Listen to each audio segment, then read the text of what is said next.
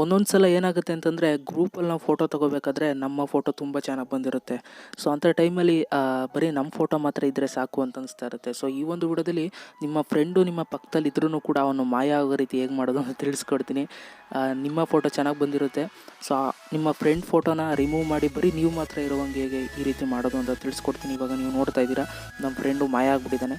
So ಹೇಗೆ ಈ ರೀತಿ ನಿಮ್ಮ ಸಿಂಗಲ್ ಫೋಟೋ ಮಾಡ್ಕೊಳ್ಳೋದು, ಇಬ್ಬರ ಜೊತೆ ತಗೊಂಡಿದ್ರೆ, 3 ಜನ ಜೊತೆ, 4 ಜನ ಜೊತೆ ತಗೊಂಡಿದ್ರೆ ಅಂತ ತಿಳಿಸ್ಕೊಡ್ತೀನಿ.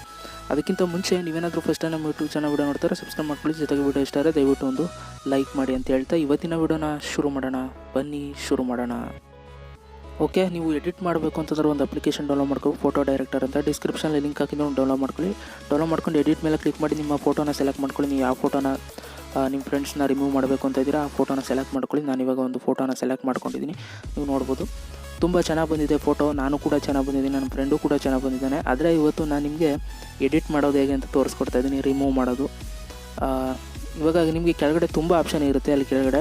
ಸೊ ಅಲ್ಲಿ ಇನ್ನೊಂದು ಆಪ್ಷನ್ ಸಿಗುತ್ತೆ ನಿಮಗೆ, ರಿಮೂವ್ ಆರ್ ಕ್ಲೋನ್ ಅಂತ ಒಂದು ಆಪ್ಷನ್ ಇರುತ್ತೆ. ಅದ್ರ ಮೇಲೆ ಕ್ಲಿಕ್ ಮಾಡಿ ರಿಮೂವ್ ಮೇಲೆ ಕ್ಲಿಕ್ ಮಾಡ್ಕೊಳ್ಳಿ.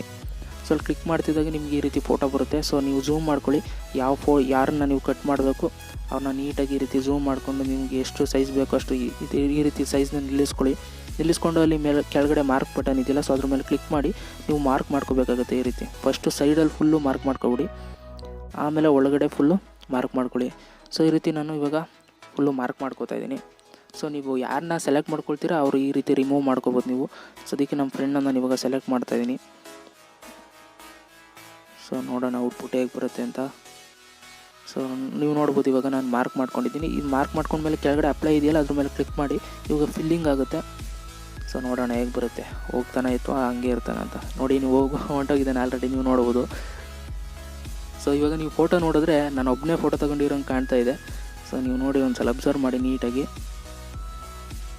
ಸೊ ತುಂಬ ಚೆನ್ನಾಗಿ ಬಂದಿದೆ ಅಂತಲೇ ಹೇಳ್ಬೋದು. ಇವಾಗ ಈ ರೀತಿ ನೀವು ನಿಮ್ಮ ಮೊಬೈಲಲ್ಲಿ ನೀವು ಎಡಿಟ್ನ ಮಾಡ್ಕೋಬೋದು ಆರಾಮಾಗಿ. ನಿಮ್ಮ ಫ್ರೆಂಡ್ಸ್ ಗ್ರೂಪ್ ಜೊತೆಲಿ ತೊಗೊಂಡಿದ್ದಾಗ ಕೆಲವೊಂದು ಫೋಟೋ ಚೆನ್ನಾಗಿ ಬರೋಲ್ಲ. ಸೊ ಅಂಥ ಟೈಮಲ್ಲಿ ಈ ರೀತಿ ಎಡಿಟ್ ಮಾಡ್ಕೋಬೋದು. ಸೊ ಮೇಲ್ಗಡೆ ರೈಟ್ ಮಾರ್ಕ್ ಇದೆ, ಅದ್ರ ಮೇಲೆ ಕ್ಲಿಕ್ ಮಾಡಿ ಸೇವ್ ಮಾಡ್ಕೋಬೋದು. ಸೊ ಈ ಒಂದು ವಿಡಿಯೋ ನಿಮ್ಗೆ ಇಷ್ಟ ಆಗಿದೆ ಅಂತ ಅಂದ್ಕೊಳ್ತೀನಿ. ಇಷ್ಟ ಆಗಿದೆ ದಯವಿಟ್ಟು ಒಂದು ಲೈಕ್ ಮಾಡಿ ಅಂತ ಹೇಳ್ತಾ ಮತ್ತೆ ಸಿಗ್ತೀನಿ. ಎಲ್ಲರಿಗೂ ಬಾಯ್, ಜೈ ಹಿಂದ್, ಒಂದೇ ಮಾತರಂ.